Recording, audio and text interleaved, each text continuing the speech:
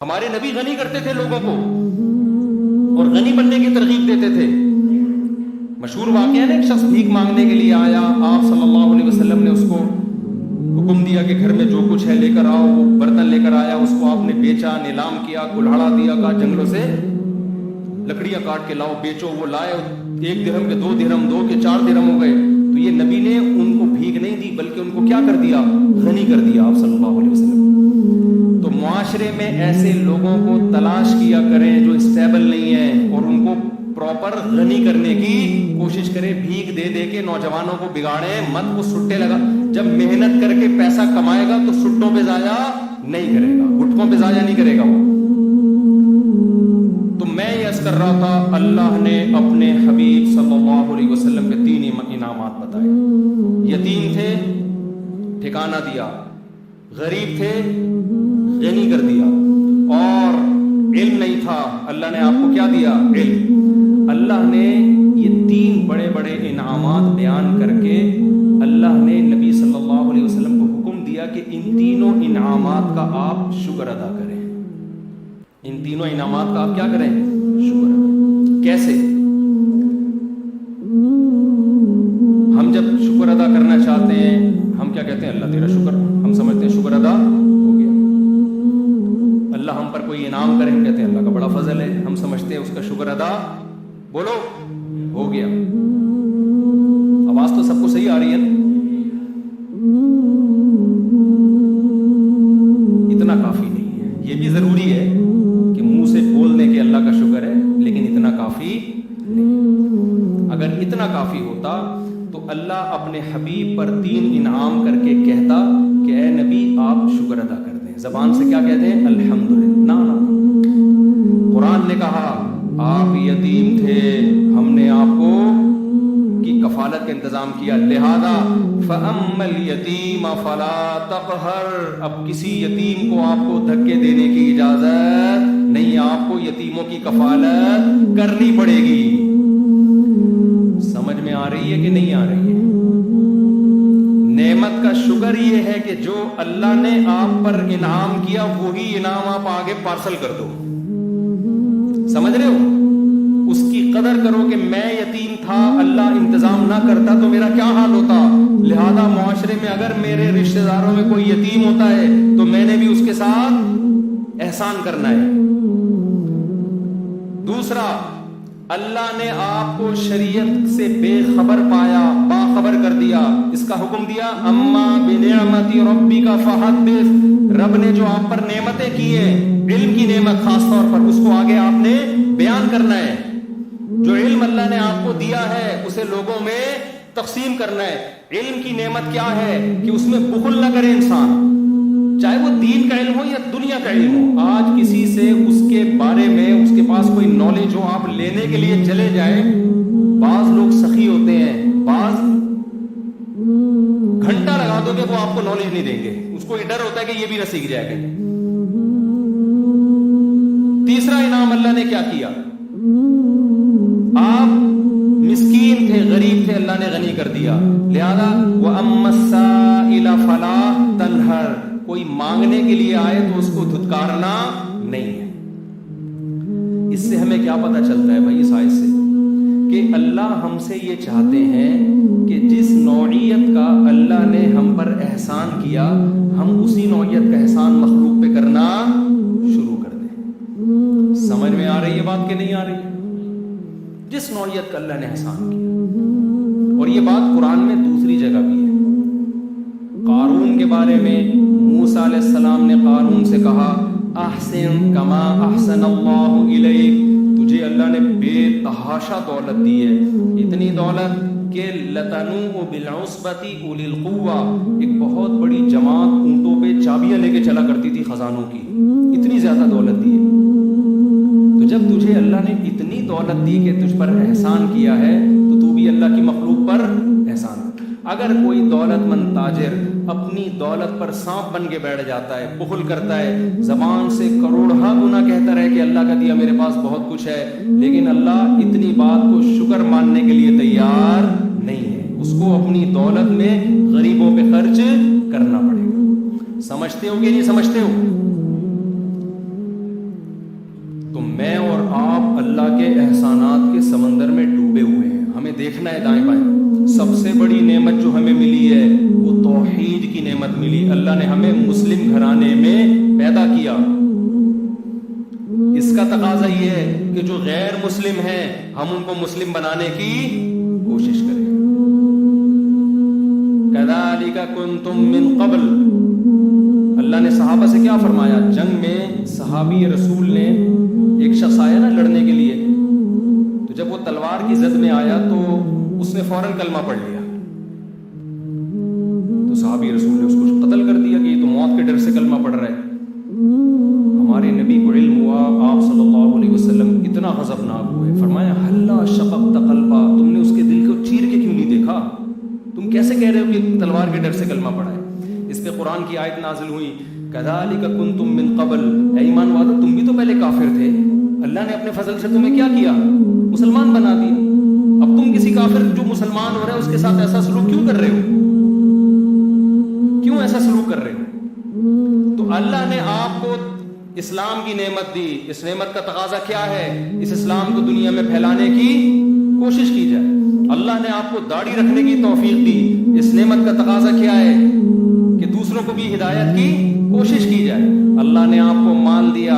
اس نعمت کا تقاضا یہ ہے کہ اس مال کو لوگوں میں خرچ کی, دوسروں کو بھی مالدار بنانے کی کوشش کی جائے. اللہ نے آپ کو کوئی خاص علم دیا, ہنر دیا, اس کو اپنے پاس رکھ کے مت بیٹھو, اس علم کو لوگوں میں ڈیوائڈ کرنے کی کوشش کرو. بخیل اور کنجوس آدمی کیا کرتا ہے؟ وہ کہتا ہے اگر میں نے لوگوں کو بتانا شروع کر دیا تو میرے پاس ہجوم کم ہو جائے گا. حقیقت میں ایسا ہوتا نہیں ہے. دنیا میں جس کو اللہ نے نعمت دی اس نے ڈیوائڈ کیا ہے نا, تو اس کے پاس اس نعمت کے خزانے بڑھنا شروع ہو جاتے ہیں اور آتے ہیں اس کے پاس خزانے. تو یہ 3 نعمتیں اللہ تعالیٰ نے بیان کی ہیں اور 3 نعمتوں کا شکر بیان کیا. تو ان 3 نعمتوں ہمیں تو ہزاروں اس کے علاوہ بھی ہیں, 3 کو تو ہائی لائٹ کیا جا رہا ہے. تو آج سے اس بات کا عزم کریں, محاسبہ کریں, بیٹھیں, دیکھیں کون کون سے انعامات. ہم جو مصیبتیں ان کو تو سوچ رہے ہوتے ہیں, جو انعامات ہیں ان کو نہیں سوچتے. حضرت مولانا اشرف علی تھانوی رحمہ اللہ تعالیٰ کو ڈاکٹر عبدالحی صاحب رحمۃ اللہ علیہ غالباً انہوں نے خط لکھا اپنے شیخ کو نا, پیر و مرشد کو.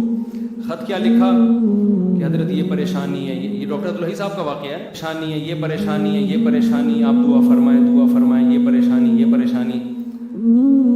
تو انہوں نے نیچے لکھا کہ بہت افسوس کی بات ہے کہ ساری پریشانیاں ذکر کر دیں, اللہ کی نعمتوں کا تذکرہ نہیں کیا.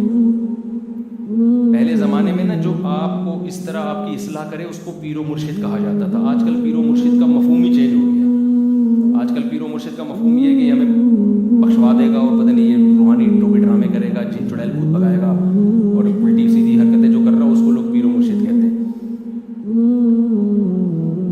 تو سارا دن آپ بیٹھ کے تھوڑی دیر سوچیں گے نا, آپ کو لگے گا کہ اللہ کے آپ پر بے پناہ احسانات. میں اسلام آباد میں تھا, وہاں ایک شخص کے بارے میں پتہ چلا, کروڑ پتی آدمی ہے, بہت بڑا بنگلہ اس کا. ہمارے ایک دوست کی اس سے سلام دعا تھی, اس کی بینائی چلی گئی اور اس نے بہت کوشش کی, وہ بینائی واپس نہیں آئی. ایک دن وہ کہنے لگا اپنے اس دوست سے نا کہ ایک ٹھیلے والا بھٹے نہیں بیچ رہے ہوتے, جو بھٹا بیچ رہے ہوتے, تو اپنے دوست سے کہنے لگا, اس دوست نے مجھے بتایا کہ یار اگر یہ بھٹے والا میری ساری دولت, اسلام آباد کا بنگلہ, میرا بزنس لے لے, یہ بھٹے کی ریڑھی مجھے دے دے اور آنکھیں دے دے, تو میں اس پہ تیار ہوں. اتنی بڑی نعمتیں ہیں جو اللہ نے مجھے اور آپ کو عطا کی ہوئی ہیں, اتنی بڑی بڑی نعمتیں. ہم پریشان کیوں ہوتے ہیں؟ ایک دن ایک صاحب میرے پاس آئے اور اپنی پریشانیاں گنوانے لگے نا, یہ پریشانی, یہ پریشانی, یہ پریشانی, یہ پریشانی, یہ ٹینشن, یہ ٹینشن, یہ ٹینشن. میں نے اس کو کہا, میں نے کہا یار جو ٹینشنیں آپ بیان کر رہے ہو نا, جس سے آپ موٹیویشن لینے کے لیے آئے ہو, اس کے پاس یہ والی ٹینشن اس سے ڈبل ہے. سمجھ آ رہی ہے بات؟ اس کے پاس یہ والی ٹینشنیں کیا ہیں, اس سے ڈبل ہے. تو میں آپ کی ٹینشنیں کیسے ختم کر دوں؟ میں نے کہا آپ کے ساتھ مسئلہ ٹینشنوں کا نہیں ہے, آپ کے ساتھ مسئلہ یہ ہے کہ آپ نے اس دنیا کو مسافر خانہ نہیں سمجھا. جو نعمتیں ہیں وہ دیکھ نہیں رہے, جو چیزیں نہیں ہیں ان کو ٹینشن سمجھ رہے ہو.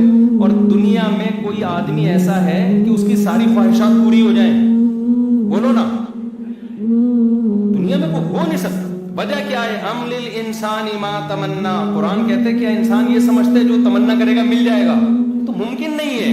یہاں ہم نے یہ دیکھنا کیا کیا ملا ہوا ہے, یہ نہیں دیکھنا کیا کیا نہیں ملا ہوا.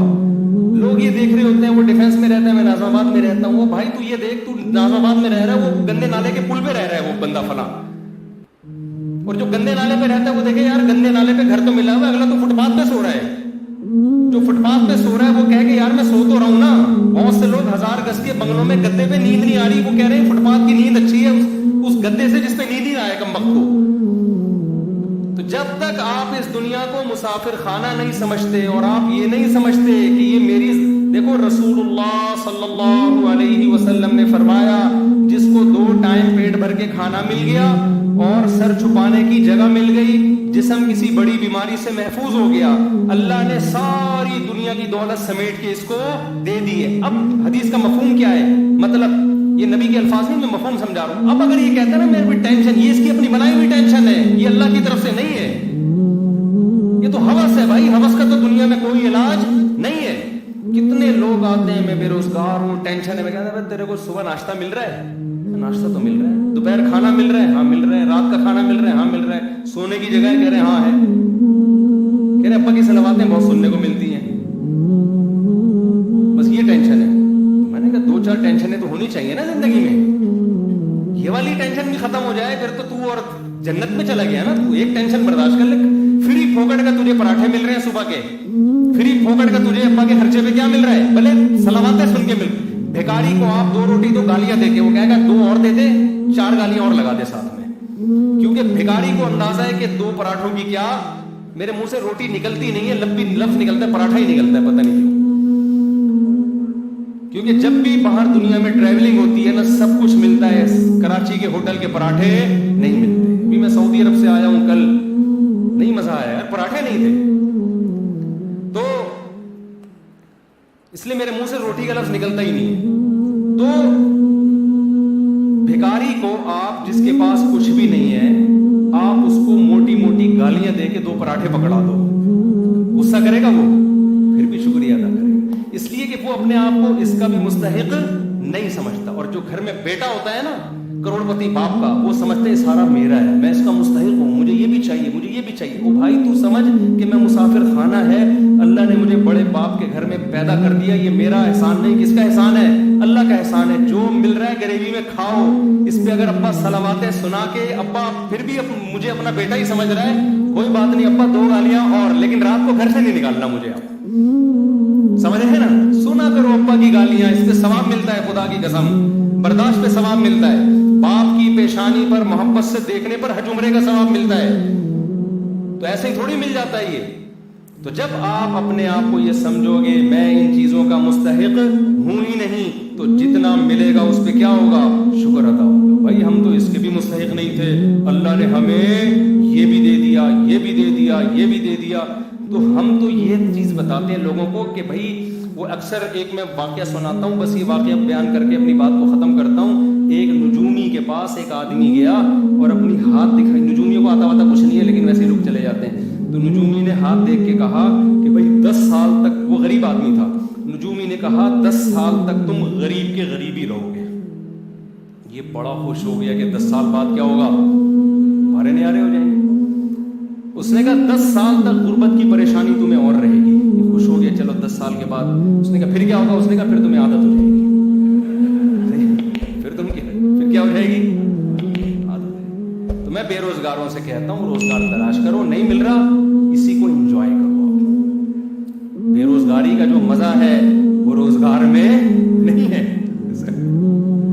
حقیقت ہے. اس سے برداشت پیدا ہوتی ہے انسان کے اندر. تلاش کرو روزگار, سست بن کے نہ بیٹھ جاؤ. جب کوئی پریشانی آئے, دنیا کیا ہے؟ مسافر خانہ, فنا ہونے کی. یہاں بڑے بڑے خوشحال لوگ آئے, وہ چلی گئی 96 سال میں یار, ہے بھائی 96 توپوں کی, 96 میں نہیں 98 میں گئی, 96 سال میں 96 توپوں کی سلامی دی گئی ہے اس کو. اب فرض کر لو میں اور آپ, اگر ہم تو برطانیہ کے ویزے کے لیے ترس رہے ہوتے ہیں نا, مل جائے تو بڑے خوش. اس کو ویزا نہیں ملا, برطانیوں کی ماں تھی وہ, برطانیوں کا باپ تھا وہ. ہمیں اگر برطانیہ کا باپ بنا دیا جاتا تو 96 سال کے بعد بھی ہمارا وہی حشر ہونا تھا جو ملکہ برطانیہ کا ہوا ہے. تو یار نتیجہ تو سب کا ایک ہی جیسا ہے نا. پائپ کے منہ میں بیٹھو یا پائپ تمہارے منہ میں ہو, رزلٹ ایک ہی ہے. جب رزلٹ وہی نکل رہے ہیں بھائی اس کا, تو کیا یار, جس نے زیادہ سموسے کھا لیے, جس نے 2 پراٹھے کھا لیے, جس نے نہیں کھائے, جو روزگار ہے, جو بے روزگار ہے, تھوڑے دنوں کی کہانی ہے. رزلٹ کیا ہونے والا ہے؟ ایک جیسا. قبرستان جایا کرو ڈیفنس کے, تو خاص طور پہ جایا کرو قبرستان. بڑے بڑے لوگ یہاں نیچے دفن ہوتے ہیں, جا کے دیکھا کرو یار یہ فلاں کا بنگلہ, یہ فلاں کا بنگلہ. ابھی ایک دفعہ میں جب گلشن اقبال میں رہتا تھا نا پہلے, تو میں گھر تلاش کر رہا تھا گلشن اقبال میں. تو کسی نے مجھے کہا یہاں بڑا VIP سے قبرستان ہے. میں نے کہا یار قبر میں جانے کے بعد نہیں پتہ چلتا کہ VIP ہے یا اورنگی ٹاؤن کا قبرستان ہو, گندے نالے کا قبرستان ہو, یا ڈیفنس کا. اندر سے سارے کیا ہوتے ہیں, جتنے کیڑے ایک غریب رکشے والے کی لاش پہ ہوتے ہیں, اتنے ہی میرے بھائی معذرت کے ساتھ ڈیفنس والوں کی لاش پہ بھی اتنے ہی کیڑے ہوں. تو یہ ڈیفنس آپ لوگ رہتے ہو نا, یہ زیادہ 2 ٹکے کی خدا کی قسم رہو آپ, ایسا نہ چھوڑ کے آپ گندے نالے چلے جاؤ, یہ مطلب نہیں ہے. وہاں جاؤ گے تو جلدی قبرستان جانے کا چانس ہوگا, وہاں ڈینگی وینگی نالوں میں بہت پھیلا ہوا ہے آج کل. تو لیکن حقیقت یہ ہے کہ 2 ٹکے کی ویلیو, ان چیزوں سے دل لگانے کی بالکل کوشش مت کرو. ان کی حیثیت صرف اتنی ہے کہ ٹرین میں آپ سفر کر رہے ہو, آگے اسٹیشن پہ آپ نے اتر جانا ہے, کوئی دروازے پہ لٹک کے جا رہا ہے, کوئی نیچے بیٹھ کے جا رہا ہے, کوئی اکانومی کلاس میں جا رہا ہے, اور کوئی بزنس کلاس میں جا رہا ہے. آگے جا کے سارے کیا ہو جاتے ہیں, دنیا میں تو پھر بھی برابر نہیں ہوتے. بزنس کلاس والے کو ذرا پروٹوکول کے ساتھ لینے کے لیے آئے, لیکن اللہ کے ہاں آگے جا کے سب کا اینڈ کیا ہے, برابر, ختم, فنش. تھوڑے دن کی کہانی ہے. اور یہ ملکہ برطانیہ کا بار بار سوچا کرو یار, 96 سال میں 21 تو اس کو 96 توپوں کی, میں نے خبر سنی 96 توپوں کی سلامی. یار توپوں کا کتنا خرچہ کرا دیا اس نے. اللہ یہ بھی پوچھے گا یہ تیرے باپ کے پیسوں سے یہ توپیں جو ہے نا تیرے اوپر خرچ ہو رہی ہیں, یہ تو قوم کا پیسہ ہے. اللہ پوچھے, اللہ تو ایک ایک چیز کا حساب لے گا کہ 96 تو 1 مہینہ تک تو رہی ہے. کتنے دن جنازہ دفنایا گیا, کتنے دن بعد ہے, اتنی 18 دن تک, اتنے پھول, اتنے پروٹوکول, اتنے یہ سارا خرچہ ہوا ہے. یہ قبر میں نکلے گا خرچہ. اللہ پوچھے گا انسانوں, ہم وصیت کرتے ہیں ہمیں ایسا پروٹوکول, اول تو ہم کو یہ اتنی بڑی چیز نہیں ہے, اگر بن بھی گئے نہیں بھائی ہمیں نہیں چاہیے. ہمیں حضرت ابو بکر نے کیا وصیت کی تھی, نیا کفن بھی مت دینا. حضرت ابو بکر کی ویلیو تو بہت بڑی تھی نا, لاکھوں مربع میل کے حکمران تھے. عمر پہ حکومت کی ابو بکر نے, جن کے ماتحت عمر اور ابو ہریرہ اور ابن مسعود جیسے لوگوں, کتنا بڑا حکمران ہوگا.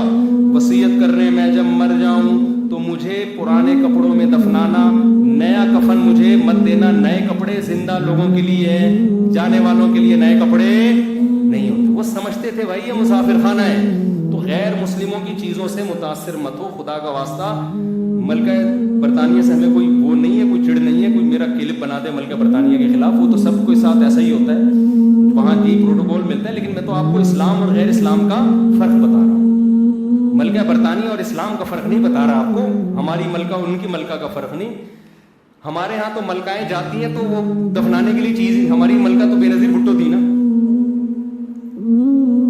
ہمارے یہاں تو ملکہ جاتے ہیں الگ اسٹائل سے ہیں. کوئی بم دھماکے میں جا رہا ہے, اس کو کیا پروٹوکول ضیاء کیا,